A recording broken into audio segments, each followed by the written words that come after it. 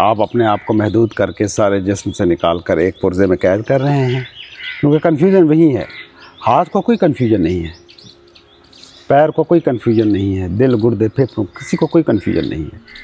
Confusion صرف آپ کے ایک پرزے کے پاس ہے، وچ از مائنڈ.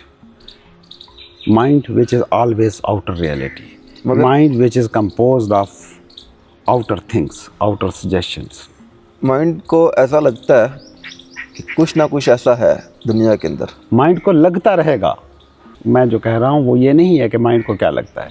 میں یہ کہہ رہا ہوں کہ آپ مائنڈ ہو یہ کیسے ثابت کرو گے؟ آپ صرف مائنڈ ہو یہ کیسے ثابت کرو گے؟ کنفیوژن وہیں پر ہے، تشنگی کا احساس وہیں پر ہے، قلت کا احساس وہیں پر ہے، کچھ منزل کو پا لینے کا خیال وہیں پر ہے.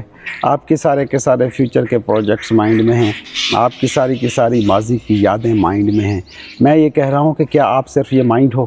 میں بھی. اگر تو آپ صرف یہ مائنڈ ہو تو پھر یہ کنفیوژن اسٹیٹ کبھی نہیں جائے گی. جسے آپ خدا کہہ کر ڈھونڈ رہے ہو نا، کوئی قسمیں کھا کر آپ کو یقین دلا دے کہ یہ ہے وہ خدا جو تم ڈھونڈ رہے تھے، کنفیوژن جاری رہے گا. اگر آپ جنت کو ڈھونڈ رہے ہو، یقین مانو آپ جنت میں پہنچ جاؤ گے نا، وہاں کوئی جہنم تخلیق کر لو گے اور پھر جنت ڈھونڈو گے.